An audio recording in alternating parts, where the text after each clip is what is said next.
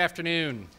Thank you for joining us. If people want to move forward, that would be quite all right, since we're not going to fill this rather large space. I'm Jeff Cox. I'm the Associate Vice Chancellor for Faculty Affairs, and my office is responsible for the program discontinuance process that we're here to discuss today. There are several members of the group that reviews program discontinuance requests here with us today. Sam Fitch from Political Science will be joining us late. He taught and is running from class. But we then have John Stevenson, who's the Dean of the Graduate School, Bob Spenser from Psychology, Neuroscience, Debbie Hollis from Libraries, and Michael Grant, the AVC for Undergraduate Education. The Program Discontinuance Committee is, by campus policy, composed of the Program Review Panel, the Academic Review and Planning Advisory Committee, or RPAC, and Sam, Bob, and Debbie are all members of that standing committee, and they are the subcommittee that is gathering information for the larger group. The policy also states that in addition to that standing committee, the mic is put on to make sure that we're paying attention to undergraduate student issues. John's put on to make sure that we are taking into consideration the graduate schools issues. And then Bob Boswell, the Interim Vice Chancellor for Equity, Diversity, and Community Engagement, is also on the committee to make sure that we are paying attention to diversity issues. So that group collectively constitutes the Program Discontinuance Committee. That committee is called into being when an officer of the university, in this case the Chancellor, initiates a program discontinuance investigation. It is very important to remember that this is the beginning of a process. No decision has been made. We are just in a fact-gathering mode at this point. The Chancellor has not decided what he's going to do. The committee doesn't know what recommendation it will make. At the end of the process, the answer may be, no, we don't want to change anything. The committee has 60 days to do its work. It will spend the month of September gathering information, and then in October begin deliberations on what its recommendation to the Provost and Chancellor will be. The Provost has 30 days to consider his response. The Chancellor has 30 days, and then the President has 30 days, at which point the President makes a recommendation to the Board of Regents. So the process will move for university processes rather rapidly, with a decision going forward to the board in the spring. Now it's important to remember that there are two processes that are underway right now. When the Chancellor asked the Provost to convene the Program Discontinuance Committee, he also asked him to form an exploratory committee to look into information and communication and technology on campus. That committee has been formed. Merrill Leslie, a professor of theater and dance, a former interim chancellor, a vice chancellor, and a dean of a professional school that included a journalism program, is leading that committee, and it's made up of other distinguished colleagues from across the campus. The job of that committee is to move the campus forward, to figure out what we want to do in this broadly defined area in terms of our educational goals and our research mission. What kind of exciting things can we do looking to the future? And while we're happy to hear about all your exciting ideas even today, the main purpose of this meeting is to get input in the first instance from the faculty, but from anyone in the university community. There will be an open meeting for students next week, in particular for students next week, 2 of them next week, and there's another faculty one tomorrow. We are tasked in particular with answering a set of issues raised by the Board of Regents that need to be answered before determination about program discontinuance can be made. Now, the Chancellor asked us to look at 2 sets of issues: budget issues and then strategic realignment issues. The budget issues are largely matters of fact, and the committee has made a request from the appropriate offices on campus to supply that information. If people have things they want to say about budget matters, we're happy to hear about it, but that's not our main focus. Instead, when you came in, you received a list. These are from the program discontinuance policy as set by the regents, as a list of the issues under strategic realignment, the kinds of things that the committee has to think about as they make their recommendation to the campus. We're happy to hear whatever you have to say, but we are trying to find answers to these issues, so if you have something to say to address those issues, those will be particularly welcome, and we may throw things out to the audience as we move along. It's important to remember both of these processes are faculty-driven processes. This is a shared governance process. While the decisions ultimately are made by administrators from the provost through the president, the processes that we're involved with right now, program discontinuance and the exploratory committee, are faculty committees, and they are interested in hearing from faculty, students, and staff about these matters, and they will, of course, be presenting the faculty's perspective on these things. I chair the program discontinuance committee. The exploratory committee, as I said, is chaired by Meryl Leslie, but is staffed out of faculty affairs, so that in general, if you have questions about what's going on, you can direct it to my office. If you have things that you want to say that you don't feel comfortable saying in an open meeting, or if you have colleagues or students or staff who cannot make it to any of the open meetings, there is a dedicated email address on the sheet we handed out, input@colorado.edu, that is available for you and anyone else to send us comments about either of the processes. We are taping the process. This is not the press. This is my office is making a recording of this so that we have a record if we need to go back and check on anything. So with that, we will answer procedural questions if people have them, but the main purpose of this is to really get your input on this large question of whether we will continue the School of Journalism and Mass Communication in its current format and structure, or whether we need to change things.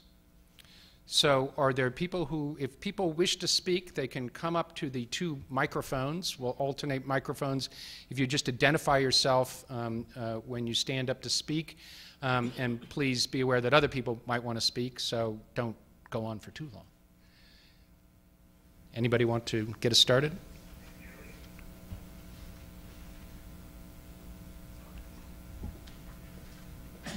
I was hoping that someone else would talk first, because I'm going to talk a little bit about one of the centers at the School of Journalism and Mass Communication, so I'm not going to kind of give you a big broad overview of the SJMC. I'm Tom Mulesman. I'm co-director of the Center for Environmental Journalism here in the SJMC, and I'm just going to read a brief statement about how the CEJ supports other key programs on campus, and it should take about 4 minutes.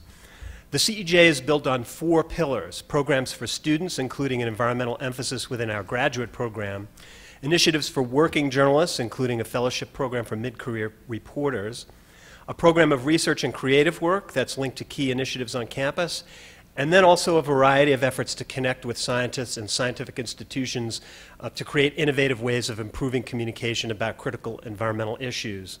In each of these programmatic areas, the CEJ supports key programs across the campus. In the area of student education, the CEJ now coordinates and oversees the campus-wide Graduate Certificate in Environment, Policy, and Society, which enrolls students from a variety of programs, including journalism, environmental studies, and law, as well as others. Moreover, both science writing and reporting on the environment, the 2 foundational graduate courses of the environmental journalism emphasis in the school, are important components of the certificate program as well. Both attract graduate students from across campus who want to learn how to communicate better on complex subjects. This semester, about half of the students in my graduate level science writing class are not journalism students. They hail from other units on campus, including engineering and environmental studies, and that's been the case for something like the 14 years that I've been teaching the course. The students have emphasized to me that they want to learn better how to communicate in their own professions, be it engineering or science, because they think that's important for society. In the area of programs for working journalists, our 5 Ted Scripps Fellows in Environmental Journalism spend an academic year on campus, taking classes, attending a seminar, working on a major project, and other activities.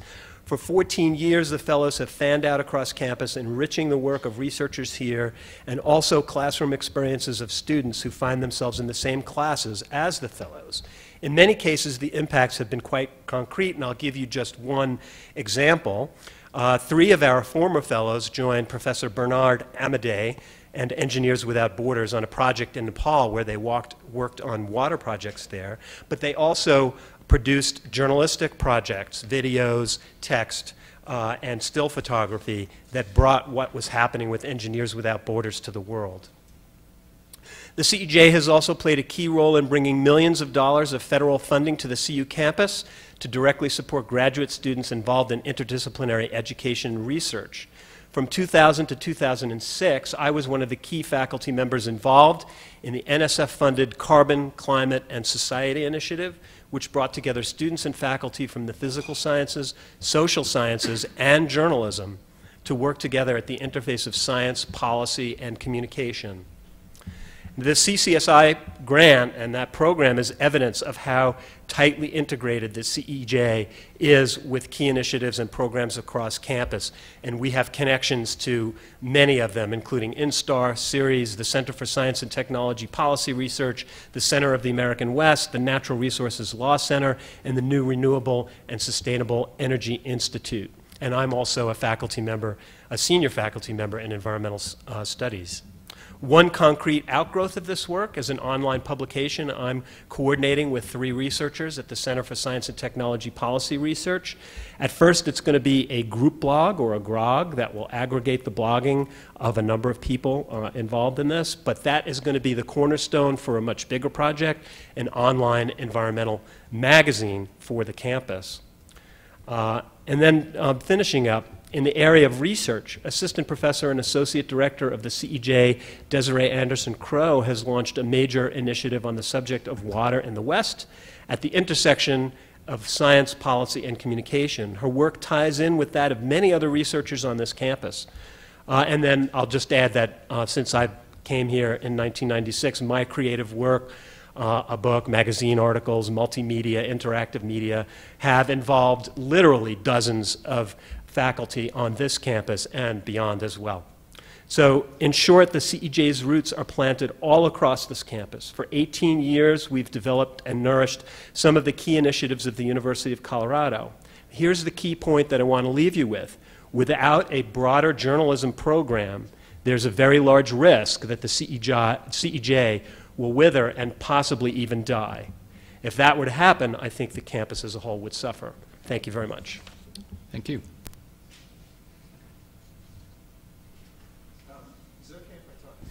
I'm Andrew Calabrese, Associate Dean in the School of Journalism and Mass Communication, and I want to talk both in my capacity as a scholar in the school and also as an administrator in the school. And I want to begin just briefly as an administrator and say, I understand that decisions are being made about the administrative structure of the school, and I'm not interested in using my opportunity to speak today to speak to that particular issue, i.e. whether the entity known as the School of Journalism and Mass Communication should be kept or should it be transformed in a structural way, and how should that be done administratively. What I do want to talk about is the intellectual mission of the school. I have colleagues, as you all know, this is a professional school and our primary focus is professional education. We have a very large body of undergraduates who come to our school because they want to get a degree in journalism or in advertising. And those are the 2 major areas where we attract students. But we also attract students both at the undergraduate level and at the graduate level, both MA and PhD, in areas related to research. And we have a number of very active research faculty in our school who do research about what is broadly defined as media studies, social scientific and humanistic approaches to the study of the role, function and impact of the media in society. And we have by our standards and by the standards of many other universities around the country who hire our PhD graduates, a very strong but small program. We place students at AAU peer institutions. We have award-winning graduate students who've won national awards for their dissertations. We have people who have gone off and won highly competitive postdoctoral fellowships doing media studies. So there's quite a bit that goes on there in this area of the school, which is largely invisible to the public at large, because their understanding of a school of journalism and mass communication is that it's a professional school. And I value very much being a part of a professional school and having the colleagues who I do, including and especially Tom, who's a good friend and also a good scholar. And so our particular strength in the School of Journalism and Mass Communication is what you would call media and culture. And so we have faculty doing research in areas like media representations, focusing on the production and circulation of meaning and values through the media. We have people who study media audiences through survey and ethnographic approaches. People who study the political economy of media institutions, the changing industry structures, the impact of emerging technologies. We have people who do policy studies on media law and regulation, telecommunication policy, cultural policy, and we have people who study media and globalization, media and national development. So it's quite a wide range of activities that go on.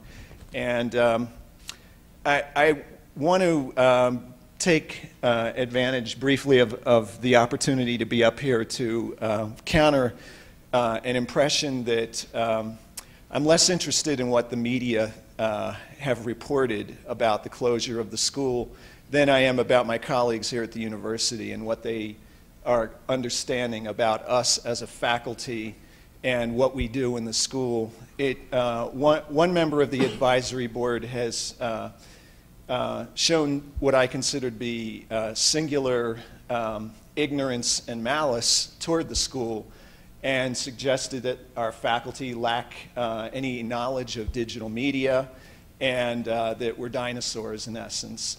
While this man was probably working on his Underwood, I, in the early 1980s, was doing my MA thesis on digital media policy.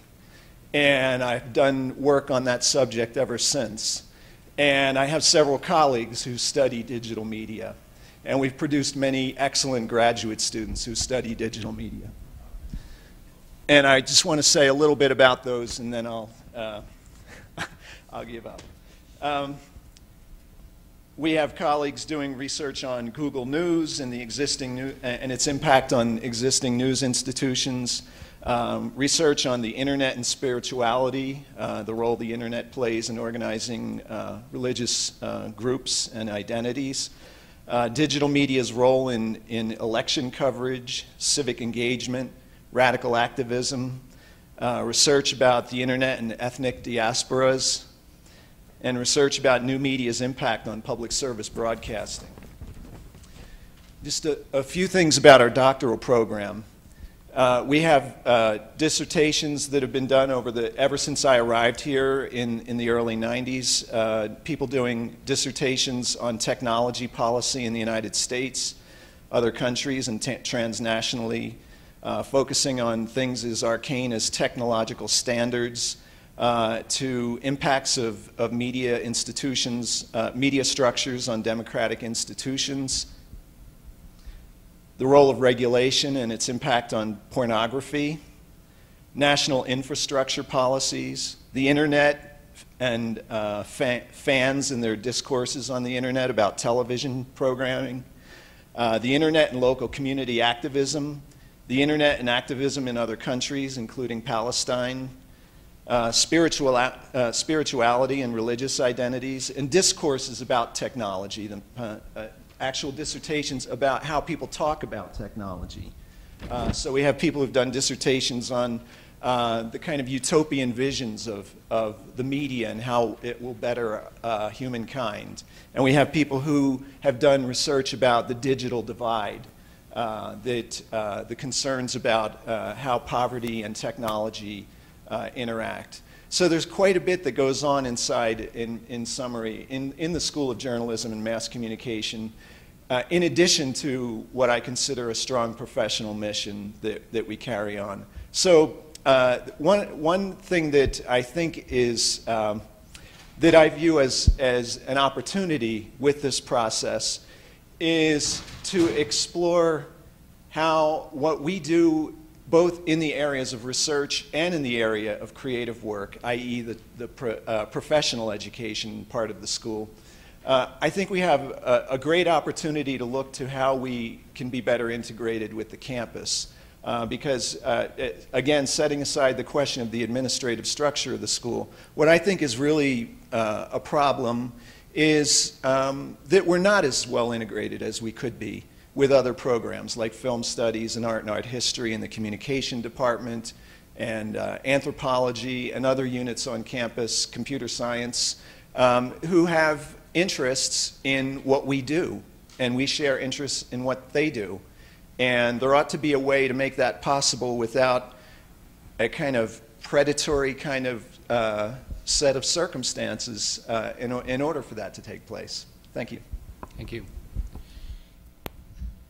So Andrew raised the question of the integration of the school with the rest of the campus, and one of the issues posed by the regents is the role of, in this case, the School of Journalism, Mass Communication in the campus's mission and strategic plan. I mean, kind of boldly put, is journalism as a field central to CU's mission? Does anybody want to enlighten us on that subject?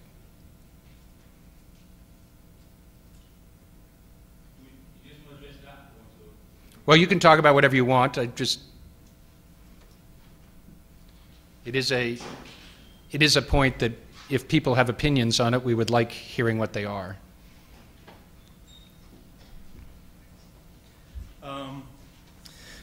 I'm Michael Tracy. I've been here since 1988 as a tenured professor.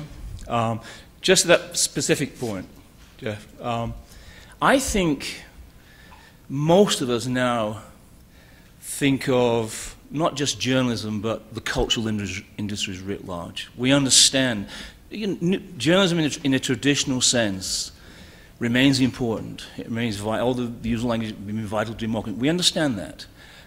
Some of us have been suggesting for some time that, in fact, we should have changed the name of the school way back. Just by way of background, we prepared a memo that went to Bruce Ekstrand in 1989.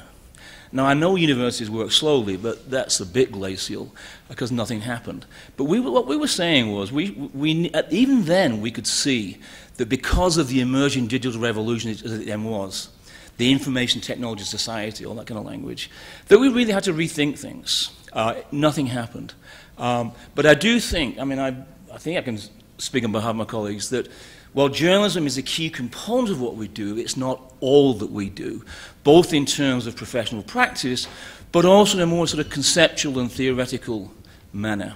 Having said that, can I make a few more points? Sure, absolutely. We have, as you know, we have a media studies track, but it is a smaller track, and I want to speak to what my understanding has been in the past 22 years, and where did they go? I want to say my sense of how we have, through different deans and different faculty members, how we have seen our purpose. And I see three kind of elements in the first instance. One is the importance of teaching professional skill sets. You know, obviously our ambition is to produce graduates who can get jobs. And that is why we have been for some considerable time now aware that we need to rethink the kind of skill sets in the first instance that our graduates have to have, whether they're in news editorial, whether they're in broadcast, whether they're in advertising, or indeed in media studies. What skill sets are now required by the industry? Because it has changed, and it is continuing to change. However, a second level, is to try and imbue them, our graduates, not just with professional skill sets, but with a set of conceptual understandings that will enable them to use those skill sets to better ends. In other words, it isn't just about how to construct a paragraph. One has to think about other things. And we go to great efforts to do that. And the third level of our work, which for me in some ways is the most important, is education isn't just about learning a skill. That is important. Education, and this is something that CU recognizes, education is about creating larger understandings. It's about enabling the mind. It's about producing cultivated beings. And so we go to considerable lengths to introduce critical thinking, understandings of culture, cultural practice, understandings of politics, sociology, philosophy, ethics. All of those are part of the education we seek to offer our students. Another point I want to make, which Andrew touched on, much has been made in the press that we are dysfunctional. That's the word I saw many times, and I'm sure all of you did. That is a judgment which, in my view, is utterly disconnected from reality. It was a declaration, not an argument. There wasn't a single piece of evidence to suggest our dysfunctionality. I want to argue, in fact, that we're highly functional. We graduate people. We write books. We do conference papers. We do all the things that the university demands of us.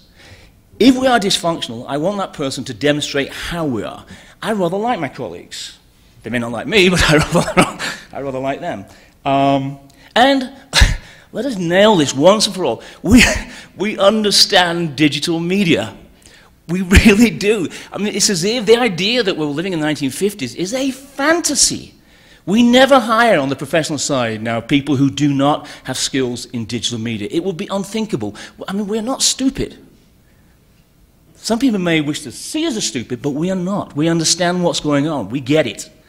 And I really believe, you can imagine a lot of work is being done to make this case, and there'll be documentation and so on. I really believe that when all the facts are out there, when you see what we've done, when you see the kind of terrific hires we've made in recent times, that we are a highly functional entity. We are not dysfunctional. We're highly functional. We're highly productive. I have all kinds of ideas about this new entity, and I understand that there's a different process, so maybe those are for a different time. Yeah, as I said, back in 1989, we argued for a reconfiguration of media studies, as then was, of communication studies, I'm sorry, making the connections, the kind of things that Andrew was alluding to. The final point I would make, and so in other words, if the argument is for a new entity, you are pushing at an open door. We agree. It would be interesting and exciting if done in a positive manner. The final point I'd make is I find it difficult to imagine, if we have these larger parameters, I do find it difficult to imagine that CU, as a major university, would somehow walk away from engaging both professionally, intellectually, academically, in terms of research, from cultural industries, which economically and in terms of human social practice are the single biggest activity on the planet. Thank you.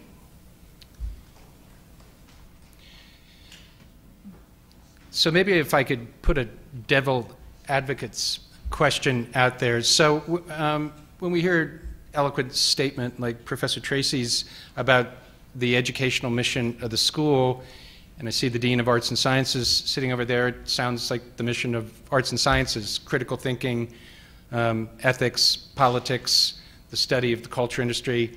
What is distinct about a School of Journalism and Mass Communication that is not delivered by other, or could not be delivered by other units on campus? And if you want to address that. I'm sure other units on campus integrate many of the things that you've mentioned, but I can't really think of one on campus that integrates them as comprehensively as a School of Journalism and Mass Communication. I mean, if you look at our faculty, the roster of our faculty, we have people who could be at home in many, many different units on this campus. And that is of the nature of journalism and mass communication. By its very nature, we are reporting on, and doing research on the world. And so we integrate in a way that the sort of siloized departments of arts and science perhaps cannot, all of these different perspectives. I think that would be one answer. And I wanted to also address your question about the mission, and pardon me while I get my, I'm going to quote from the mission. So, vision and mission, and obviously there's a sort of statutory mission statement, which isn't, terribly compelling or exciting, but the 2030 flagship mission idea is the University of Colorado at Boulder will become a leading model of the new, quote, new flagship university of the 21st century by redefining learning and discovery in a global context and setting new standards in education, research, scholarship, and creative work that will benefit Colorado and the world. Global context, I mean, if you would take a look at the roster of faculty in the School of Journalism, we have researchers who do work globally in many different areas, and so we can talk about that. Maybe some of them here can talk about their research. As part of Flagship 2030, the idea is to promote interdisciplinary, that's a difficult word to say, discovery across the university. And I would argue that's in fact what journalism and mass communication education, research and creative work has been about pretty much forever.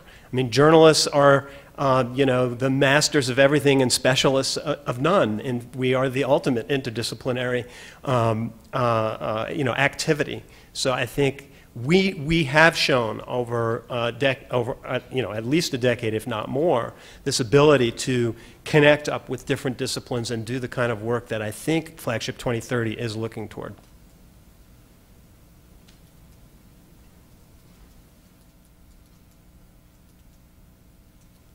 Sam? Oh, yeah.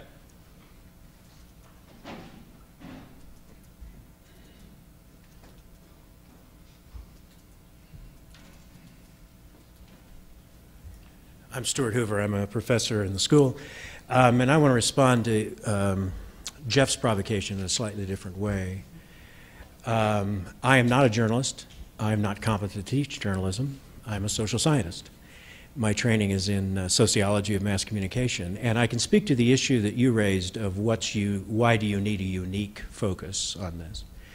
From the disciplinary perspective of having done research and collaborations with people in sociology, anthropology, folklore, and religious studies, which are the fields that I interconnect with.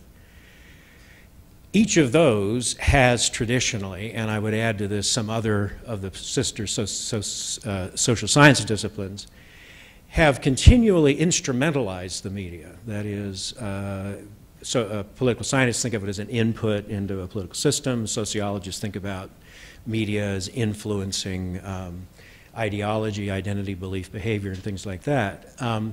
I've become convinced, and I pursued a PhD in mass communication because I was convinced as a graduate student that there needed to be a scholarship which was focused on the object of the media, to understand that it's a unique set of practices and principles. It's a unique constitution in terms of the industries that produce it, but it's also a unique set of practices and principles that they themselves evolve and generate new things. And my work, actually, in religion and media is mostly about how the media sphere, from the perspective of its historical lodgment in American cultural history, has enabled formation of entirely new forms and expressions of religion and spirituality, and that those themselves then interact politically and have significance beyond themselves. Without a focus that said, what is this object, i.e. the media, and how is it uniquely active, that area of scholarship, as well as others I'm familiar with, would not have happened. And I think it's also an important priority for the research university to think about courses of study, think about pedagogies that center the fact of the media, but see that pedagogy as part of a liberal education. And as with Michael, I'm very happy to participate and talk about some new way of doing how we do this on campus.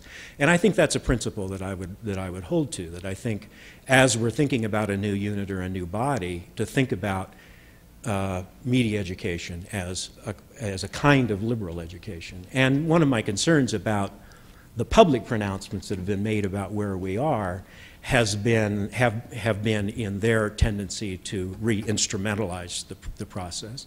And I think we're somewhat in danger of doing something similar to what might have happened in late 1905 if a university had decided, well, we're going to deal with this area of practice by creating a new department of the typewriter or something so focused on the technology. And that is actually really not what we should be doing at this point in history. Thank you. The committee have any questions they want to throw out?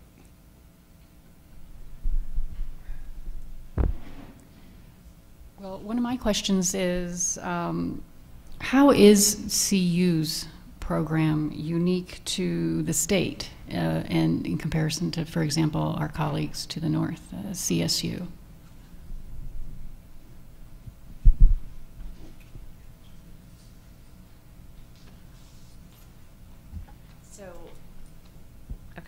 I'm Mindy Cheval. I'm a senior instructor, and I teach in the advertising sequence.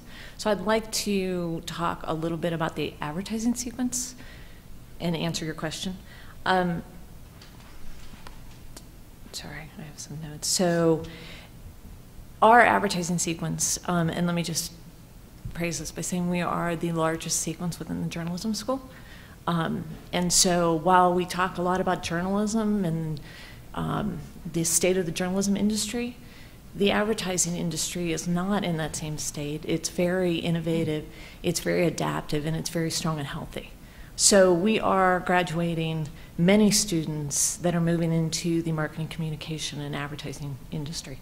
How we're different, first of all, there is no other advertising program within the state of Colorado. We are also considered one of the strongest advertising programs in the country. So there really isn't anyone in the region that you could point to and say, you know, that if students are deciding, we're pretty much the one they're going to come to. As far as how we're unique, we're innovative in our curriculum and the development of outside programs. Since 2006, we've launched 2 programs with continuing education. The first is Boulder Digital Works.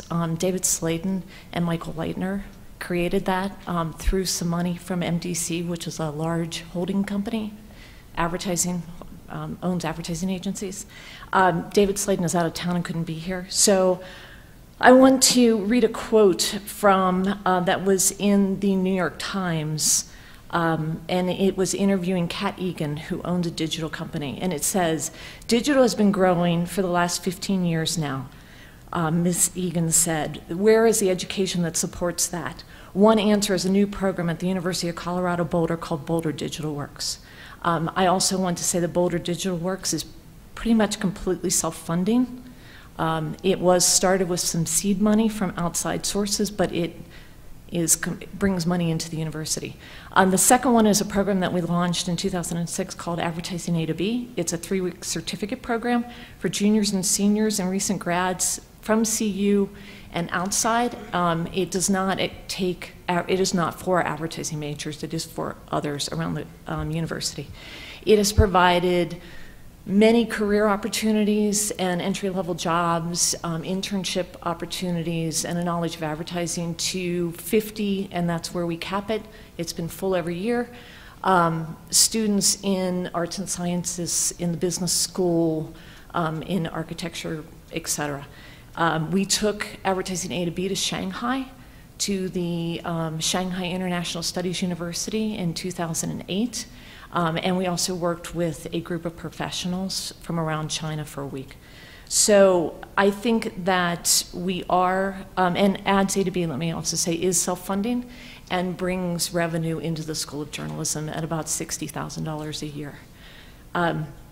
So the advertising program is extremely unique, and the advertising program is a big part of the School of Journalism. I also would like to say that the advertising program could grow to probably 3 times the size it is now. We are capped by the school in how many students we bring in. So it is still very vibrant. We bring in many outside speakers, leaders of the advertising industry to speak with students. We have a good recruiting program. So I do believe that in our program and the rest of the school that we are providing unique education opportunities for our students. Thanks. Just come up and stand. Very, very quickly to answer that specific question, I don't believe that any other program in the state has the number of students that we have. We are the third largest major on campus, I think the third largest now. No other program in the state integrates both the kind of scholarly activity and professional training and creative work that we do. No other program in the state, in fact, no other program that I'm aware of in the country has anything quite like the Center for Environmental Journalism. I think our programs truly are unique in the way that they bring scholarship, professional practice together, integrate the different disciplines that we've talked about, and then connect up to much, much broader issues in the world than perhaps the other programs in the state. I'm very familiar with the Center for Environmental Journalism, and our focus is global. The issues that we deal with are global environmental issues, from climate change, sustainability, energy, et cetera. So I really do think there is nothing else like what we do here in the state of Colorado. Thank you.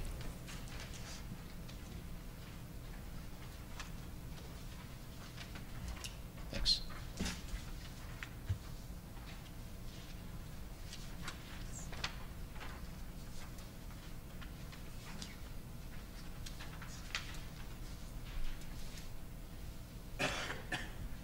I'm Alan Kirkpatrick. I'm the internship director for the School of Journalism and Mass Communication, and I have been since 1997. Another thing we have going for us here is that we are the only school of journalism in the state of Colorado. Students not only have to compete to get into the University of Colorado, they have to compete to get into our program. Our acceptance rate historically, since I've been here, has been roughly 50%, and it remains a very popular major on campus. If you were to start a program of mass communication, whether you threw the word journalism in there or not, you're going to try to do it in the best place in the entire country that you could, this would be it. The market here supports what goes on in these kinds of programs better than anywhere in the country, and I've indicated that in the handout that I just gave you. Partly that is due to a wonderful balance between the opportunities that are in a healthy economy that Denver traditionally has and the number of students that are available to take advantage of that. Every one of our students who wants one gets an internship at the number 16 TV market in the country, at one of the 5 Denver TV stations, one of the 3 Hispanic TV stations, or one of the 2 public stations that are here. That's just an example. What Mindy said was absolutely right on. If you want to feel really good about our program, go to New York, to San Francisco, and go to some of the top agencies there. As it says in the handout, we've had students intern at 35 of the top 50 in the last 5 years. You go to places like Goodby, Silverstein, sometimes you'll see as many as a dozen of our former students working in a place like that. So we are unique, among other things, in our excellence. If you look around the state, by all measures that I have available to me, I work with hundreds of employers, and they like our kids. They want our kids. If they don't get enough of our kids, they'll find ways to try to get more. When Channel 9 a few years ago was not getting enough of our students applying at their program, they moved up their deadline ahead of all the other stations, primarily to grab more CU kids. When you have a school like we have, it just naturally provides a more rich environment for us in which to teach and in which to prepare students for the future. I want to speak briefly, if I may, about the notion of the newer technologies, and there's nothing new about this for us. Where we work in the careers office, we've been dealing with this forever. You know, the curriculum can change, it can do things well, it can do things poorly. Our kids still have to find internships, and they still have to find jobs, and we still have to meet those needs. And we've never had a problem doing that. We have, as you can see by this list, this is just from the last year, this list of places that are indicating they want students that have some kind of newer technology. Now, this doesn't count all the many places that do this, that don't advertise it in their announcements, and it doesn't include the traditional places like all the newspapers where our students are still, by the way, finding jobs, and newspapers in Colorado are still making money. It didn't bother me professionally. Personally, I hated to see the Rocky Mountain News go. It didn't affect us too much. We don't have kids go right out of college to work at the Rocky Mountain News. We have kids go to Longmont, Greeley, Fort Collins, and some of them, those are all making money. I wasn't told I could share that information, but I can. And we're always looking for new things, always looking for, and it's not a problem. The students are coming in better and better prepared all the time. So if you want to make an argument for a new entity, it's because the students are starting to outstrip us. They're coming in with more and more skills all the time. We need to be better prepared to handle the abilities that they have when they come to us, because we can do more with them. An example would be, I got a call last week from the Communications Department of Boulder County looking for 4 top-notch students who knew their stuff when it comes to high-definition video to do a training program on the dangers of wildfires in Boulder County. They're getting some good video for that project. And I guess I'd just kind of like to finish really quickly by saying we're welcome for people who want to come talk to us about this. We have those of us in the career office have a better perspective of just how good our program is. If you define our program by what our students accomplish and not by faculty research or by any other means, you'll see that we stack up with anybody in the country. And I don't think that's well known. Even among some of our own faculty, I don't think they understand how well we do some of the things that we do. So there's a lot of information that you don't have, that we have, and if you want to seek it, we're available. Thank you. Tonight, we began out this, all this is not so fast. And we had a discussion as to how to respond to the 9 questions. And we decided, obviously, we'll come today and try and start articulating our feelings and so on. But obviously, we felt that some kind of prepared documents would be appropriate at some point. But given the time constraints, we thought we would wait and then present the documents. We do have a draft. Paul's not here, so, but in response to this particular question, we've begun to draft responses to each of the 9 questions. If it would help, I could read what we have so far, as long as it's understood that it's a draft or what. I mean, what? It's kind of long to read out No. This is question 6. Oh. Is the program unique in the CU system, in the state and the region? That was the question, yeah? Yes. I'm not going to read that again. If I could just read this. Sure. With the understanding that it is a draft, yeah?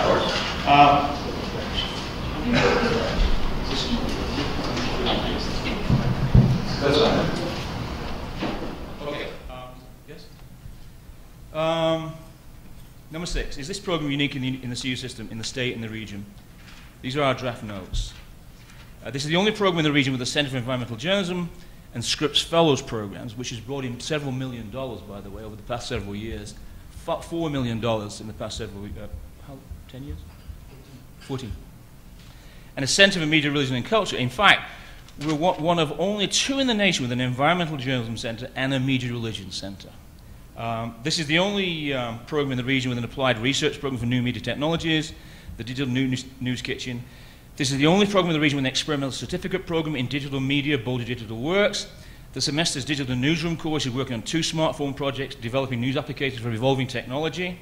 This is the only program in the region with an endowed chair in global media studies. This is the only program in the region with an extensive journalism education outreach series, 31 workshops in Colorado in the last 3 years. And I'm sure that we'll be adding more to that, but I just want to make sure that, okay, thank you. Thank you.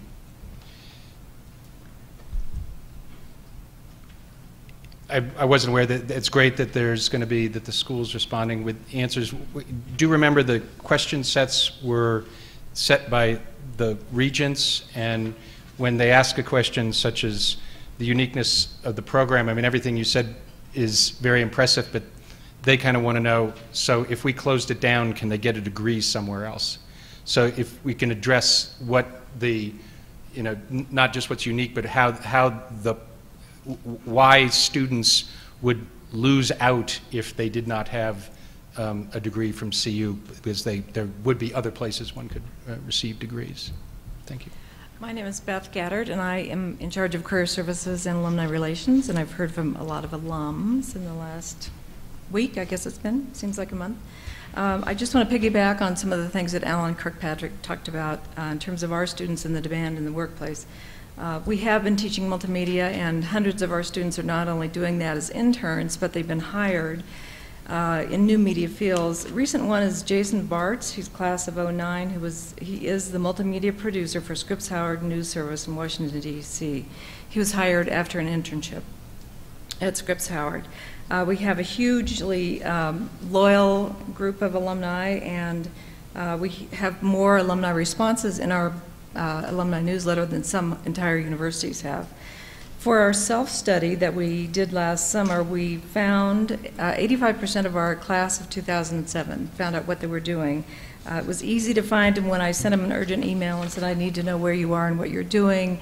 I got 50% response within 24 hours, and they said, this is what I'm doing, what else do you need? And good comments about the university and their experience in the journalism school, which I can send to you. In 2009, we participated in Lee Becker's national survey of journalism and mass communication graduates. He found that 72% of the class of 2009 who responded to the survey were working in media industries, most of them full-time. The national average was 55% working full-time, not necessarily in media. Our job placement statistics consistently match or exceed averages reported by Lee Becker, University of Georgia. And despite the industry upheaval, 2/3 of the class of 2009 who responded remained content with their field of study, only 1/3 indicating that they had wished that they had chosen a different field.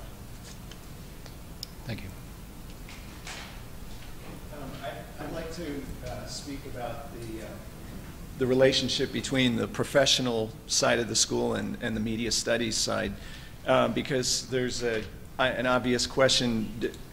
Is that a natural fissure that we should put a wedge into and send one group off to one place and another group off to another place, the researchers and the professionals? And would it make good logical sense to do so? And again, without wanting to speak to the question of, are the boundaries of what we do in the School of Journalism and Mass Communication today the right boundaries for a school that has a professional mission, a professional education mission? And I would say that those boundaries are not the right boundaries. So in answer to some of those questions, could we be better serving the campus? I think we could. Especially if we were better integrated with the campus. But I don't think that that is the logic that would justify driving that wedge, because there's something natural that happens between the professional side of the school, between practice and theory, that is manifested in the type of education that the professional students get when they become aware of the kinds of issues that are relevant to the industry, to being a part of the industry. That they're taught these things often by the researchers, whereas many of our graduate students in the research masters and our PhD program, the majority, come from professional backgrounds. They've been professional communicators. They've been in public relations. They've been journalists. They've been in advertising. I don't know what the exact percentage, but I can provide it. I'd say well over 50% of our PhD students come from the professions. So these are people whose research is informed by practice in a very concrete way. And I think that that is something that there is a risk of losing if we look to a way to divide these, because after all, the research is somehow part of the liberal arts, and I understand that we have a College of Arts and Sciences and that many of us would fit well in arts and sciences departments, in various departments in arts and sciences. But that's not the question I think that is most relevant at this time when talking about not the closure of the school, but the closure of the mission and the function that the school presently provides. I think that the function that the school presently provides is a valuable one. It's valuable because of this link between theory and practice. And I want to say one more thing, somewhat unrelated to this point, which has to do with the word information.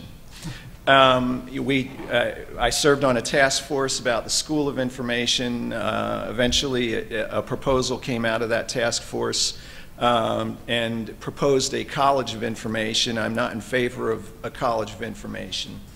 And I didn't support the report, even though I was on the task force.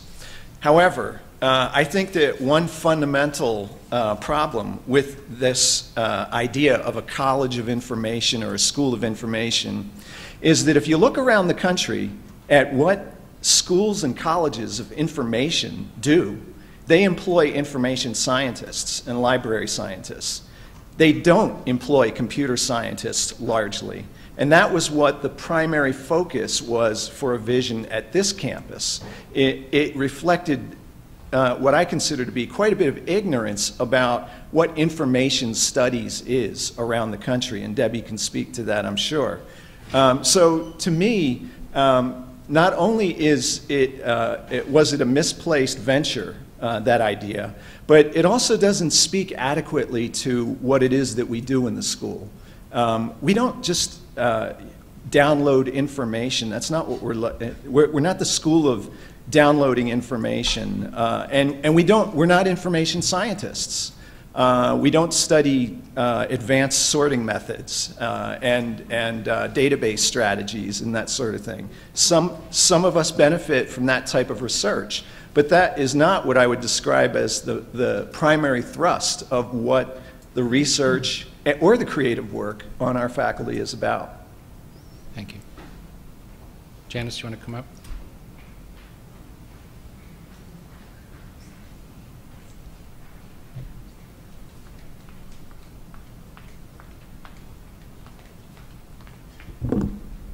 Okay, for those of you who don't know me, I'm Janet Peck. I'm faculty in the School of Journalism.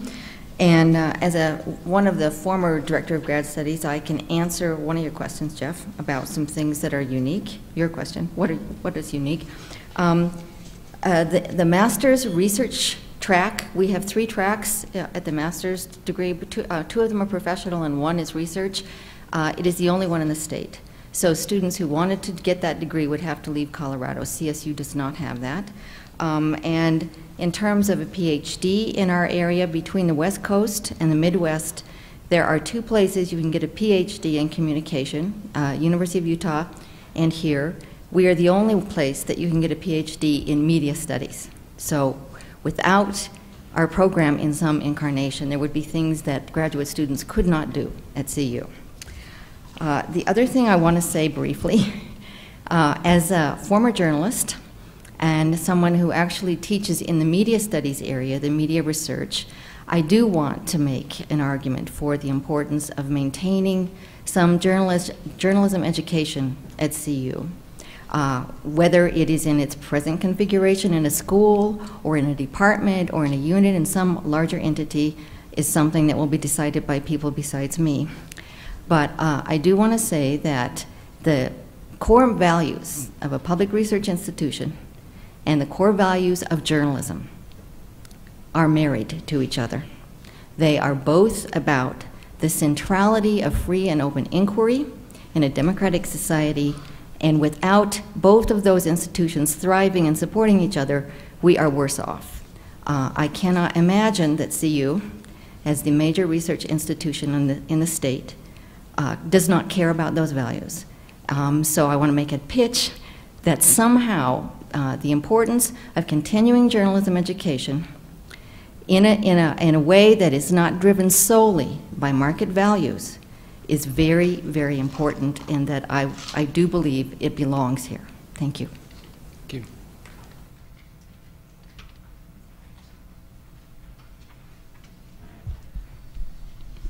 So let me follow up a bit on some of this discussion. Again, I'm Bob Spenser. I'm a professor in the Department of Psychology and Neuroscience. So don't recognize many faces here. I'm sort of from a different world. Andrew, sort of made this distinction between the mission that you all have and then the organizational structure of the school right now. And I've heard a lot of good things about the mission and how well you're accomplishing that.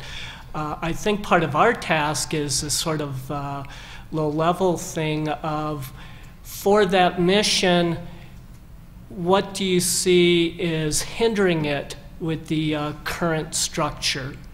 And what else about the mission do you fear is at risk if there's a complete change in the current structure of the School of Journalism and Mass Communication? Any direct thoughts or comments about that? Can I, if I could add to that, it strikes me that both the mission and sort of the requirements aren't the same for undergraduate education, which does have a high liberal arts component, the professional education at the master's level, and then the PhD. And so it would be useful to me to have some greater discussion about how the current structure either facilitates what you want to do at each of those levels rather than treating them sort of all the same, because it doesn't strike me as necessarily being the case. Is the question how well integrated the undergraduate, master's, and PhD are? Well, the question is sort of following what Bob was saying. How does current structure either facilitate or get in the way of what you want to do at the undergraduate level? How does it facilitate or get in the way of what you want to do at the professional level? And how does it do that at the PhD level?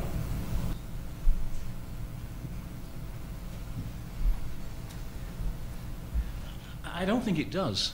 I think our current structure, obviously we're all imperfect creatures and we can seek to improve, but insofar as we're trying to marry professional needs with what I would call larger understandings. I'm about to go and teach a class of undergraduates, which is fundamentally driven by conceptualizing media practice, conceptualizing human uses of media, historical questions, ethical questions. So I think this is a very dangerous thing to say. While there's always room for improvement, I think we're so constituted right now that we are able to do these different things. Let me try and answer it in a slightly different way. If there is, Janice addressed the issue of market forces.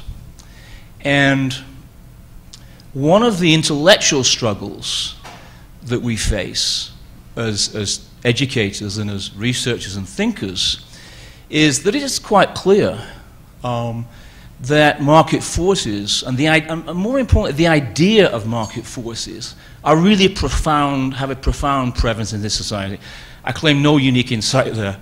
But I think we see very much as part of our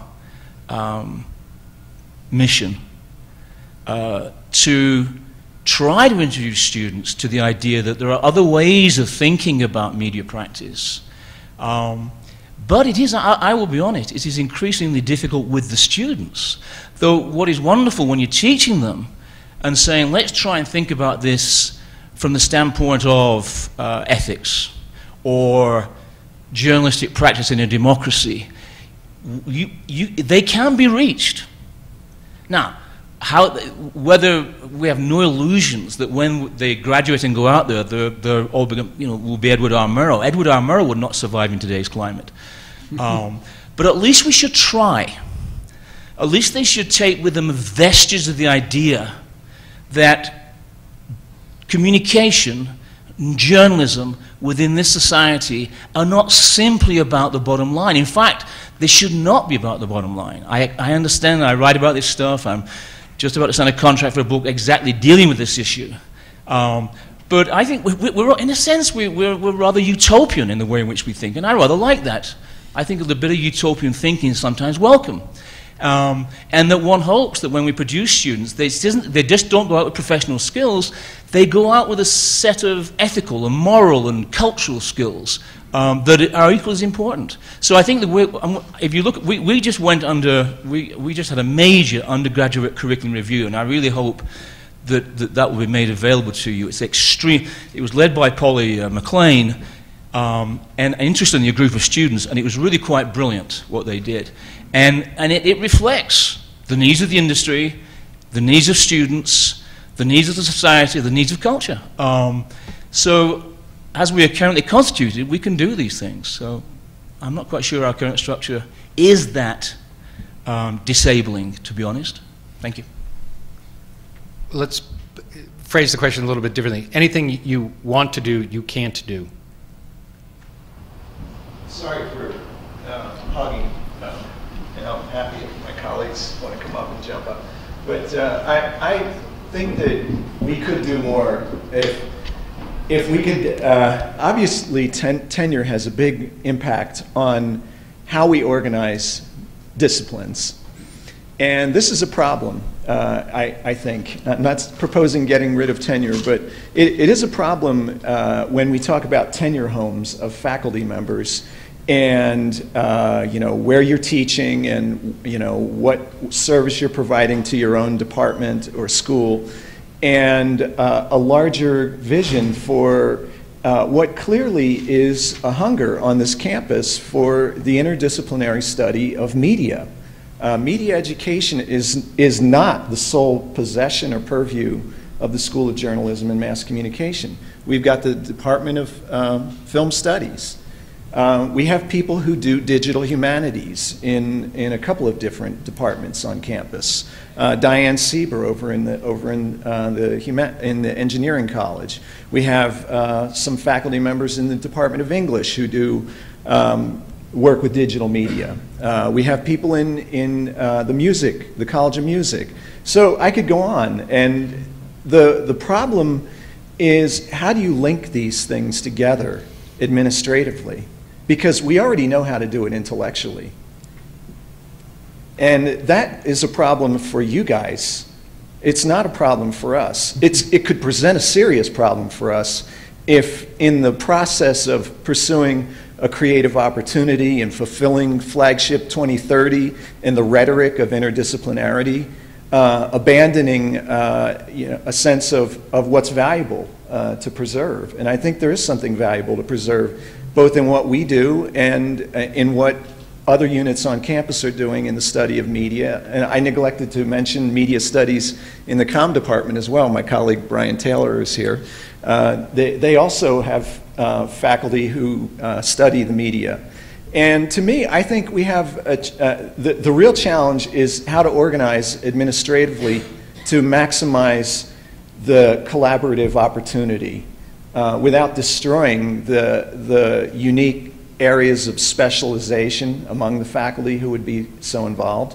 What kind of structure that should be, whether this structure could be grown into a larger one rather than destroyed, I think is a valid question worth asking. The setup here makes me nervous. I feel like I'm involved in congressional testimony or something like that. And I want to say at the outset that I'm here ex officio, since I'm currently Dean of the Graduate School, and so according to the rules of program discontinuance, I have to serve on this committee. So in some ways, while I have a professional interest in this subject because of you have a major component of your program is graduate education, I'm also something of an agnostic on the whole question that we're thinking about here. So I want to ask a question that I think we've skirted around. And this may be one you're not comfortable talking about publicly, and this may be one where some of you may want to avail yourselves of this input at CU. I guess what I'm hearing is lots and lots of reasons why nothing should be done. I've heard a few people say acknowledge that, well, we could do what we're doing a little better, or we could integrate with the campus a little better, but basically what I'm hearing is we're great.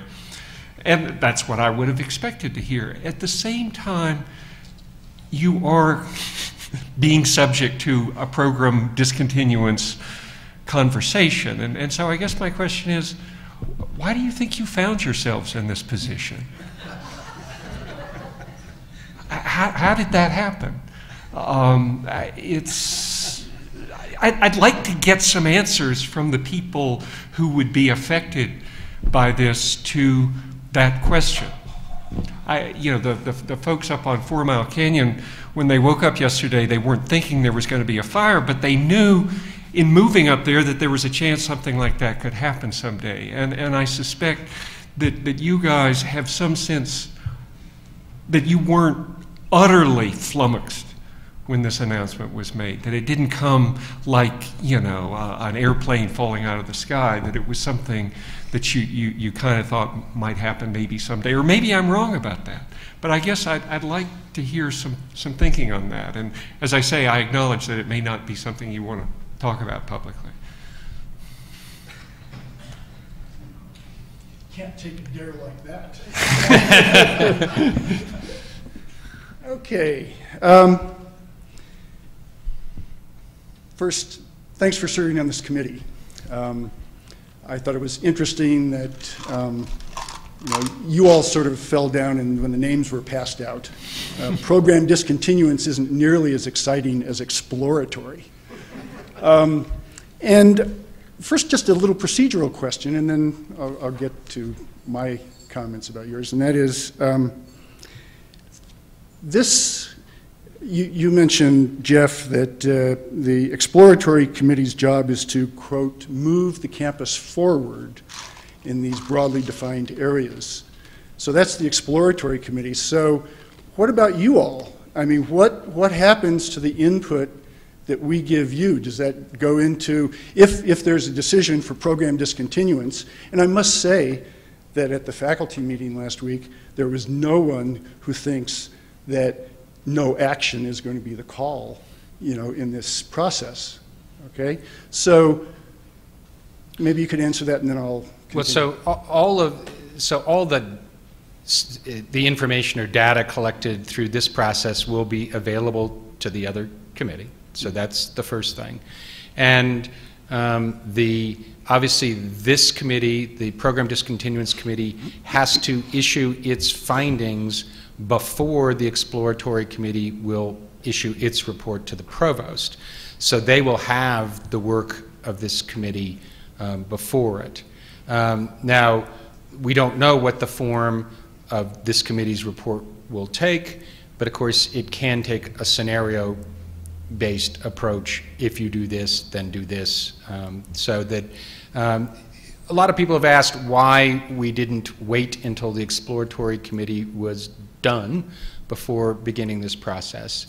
And I think there's two answers, or there's probably more than two answers, but at least, the one answer is the Chancellor told us to do it this way, so that's the basic answer. But, and I believe that the Chancellor hoped we would be further along in planning processes by today than we are, and that he believes that if we are going to move forward, we need to have the option of transforming, or, well, let's just say what it is. We have to shut down journalism as it currently exists if we're going to create something that drew upon the expertise of the faculty in journalism. There isn't any mechanism for moving people into, you can't force people out of tenure homes as long as they're tenure homes. So that the process, this process is a kind of necessary part of a building process if that's what we're going to do.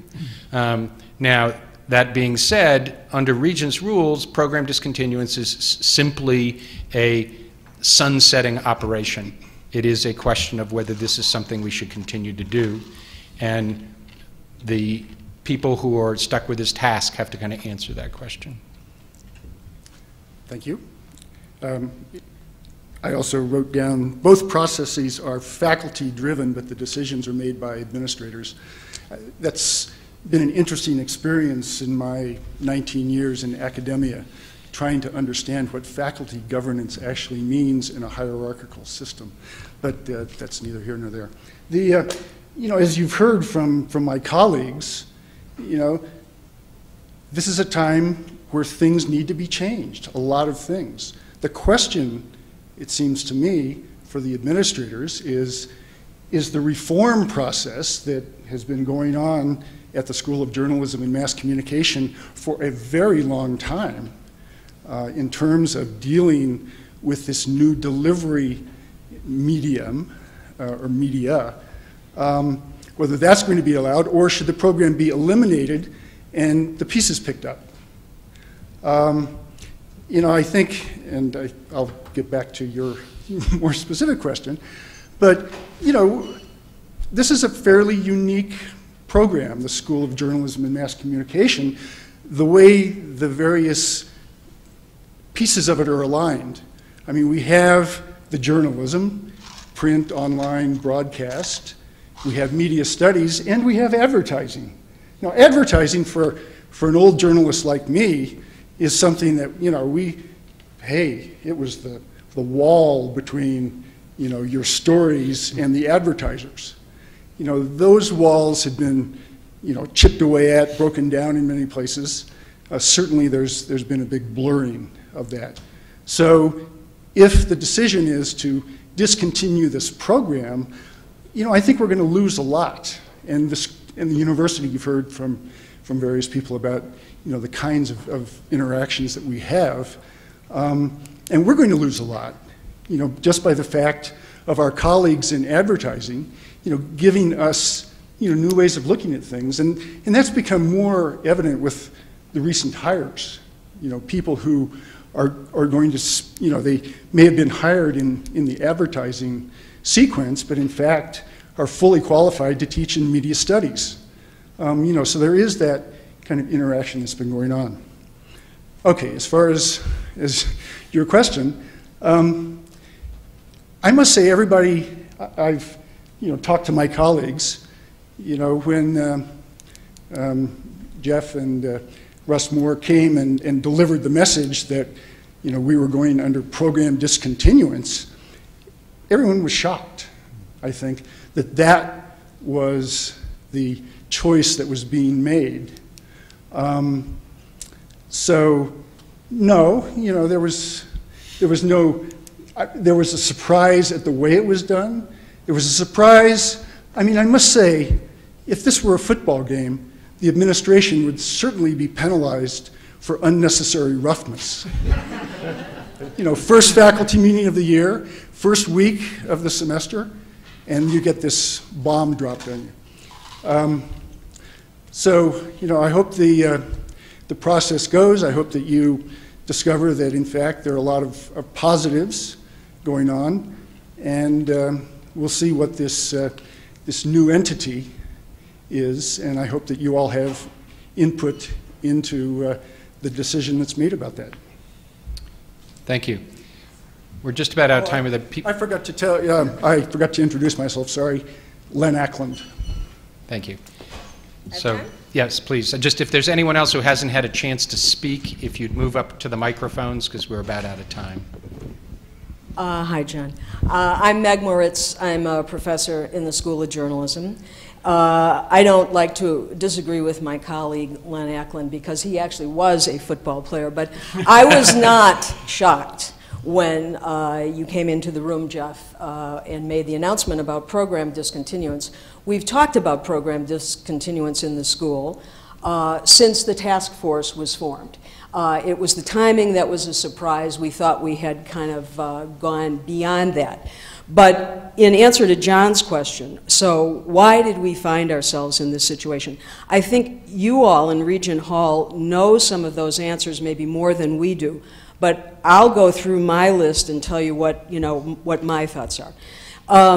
I think you have something of a perfect storm here. And one thing is, and I think we should all not forget, that this situation in the journalism school is repeated at many schools, many journalism schools across the country who are facing the kinds of questions that we're talking about.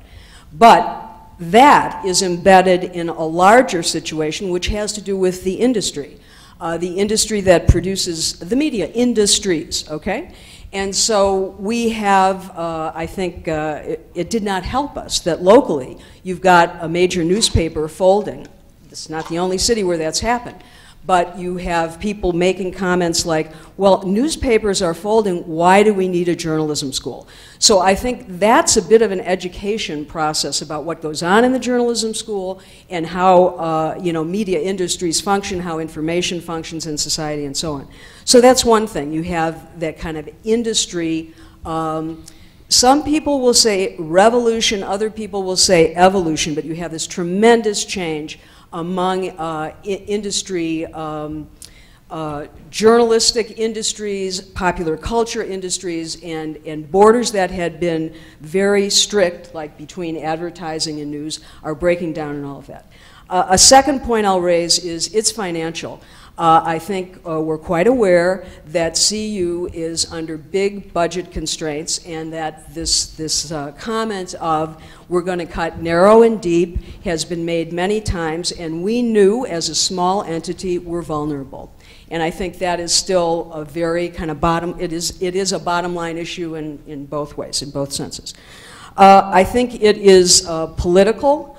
And obviously, just to take one example, when you have an advisory board writing the kind of letter that was written to the Chancellor, and then when you have that hitting the media, I think there's tremendous sensitivity to an issue like dysfunctionality hitting the Denver papers.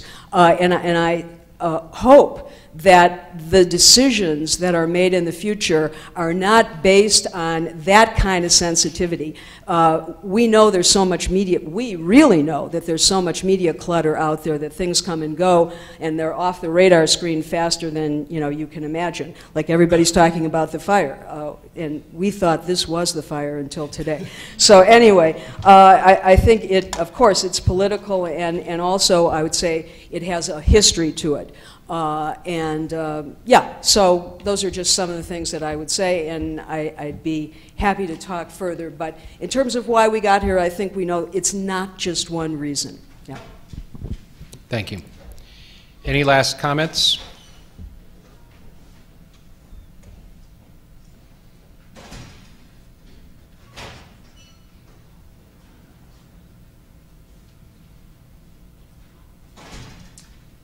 My name is Alan Sobel. I'm not a faculty member. I apologize for barging into the meeting. I'm a CU graduate, graduated in 1980. I haven't seen this letter that was talked about, but I just wanted to turn the question around, and instead of why would the journalism school think this was coming, I'd like to turn around and say, why did it come? Why did the administration implement this program discontinuance on the journalism school? So apologize again for barging in. No, glad to have you. So the answer to the question, the Chancellor cited two factors in his letter of instructions. One was the letter from the advisory board. The other was the work of the last year's task force. And he cited those two matters as led him to form simultaneously the exploratory committee and the program discontinuance committee. It is obviously our focus today on program discontinuance, and I appreciate everybody sticking to the program discontinuance issues, but it's also important to remember there is the other process that's going forward, and that this is not simply a conversation about closing things down. It is a process in which the campus may or may not decide to close something down, but that the campus is also engaging in a conversation about what it would like to build that could be done here uniquely in a way to really set some kind of mark for the university as making a major contribution in education and scholarship in this broad area, the terms of which are obviously contested. Information, communication, and technology are the three that we begin with as our names, but there's other words that we obviously could use. So those were the two cited reasons. I think the Chancellor believes it is time for us to figure out in a serious and focused way what the future of the educational mission and the research mission is in this broad area, and whether that's best conducted through the current structure or through something else. Brian, did you want to say one? And this is going to be our last comment. Just a quick procedural question, Jeff, and forgive me if I came in late and I may have missed it. Will this committee and the other committee be conducting its meetings as publicly accessible? No, so the committees are holding a whole series of public events, such as this one. They're also holding mandated meetings with various people on campus, so that the subcommittee of the Program Discontinuance Committee met with the Dean of Journalism today. It has to have a meeting with the Dean of the Graduate School. It has to have a meeting with the Dean of Libraries. It has to have a meeting with you, Brian, because the PhD program is run through your department, so that there are mandated meetings that will be held. The deliberative process that the committee undergoes, that is, when it is writing its report, those are closed meetings. The report itself will be a public document. The provost has said that both the report from the Program Discontinuance Committee and from the Exploratory Committee will be released to the campus, and therefore to everybody else. University Communications is in the process of constructing a website which will contain information about the two processes, and the two reports will be posted there. But deliberative processes are not conducted in a public venue.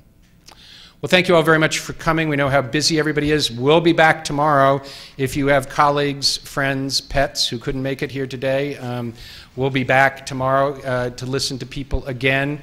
If you have other things you want us to hear, please use input@colorado.edu. We look forward to the organized responses to the 9 issues. If there are documents that you believe the committee should have, you can forward them to me or to Andre Grotto, who staffs this committee, at rpac@colorado.edu, or just send it to input@colorado.edu. But if there's things information you believe the committee should have, please forward it to us. Thank you all. Have a good day.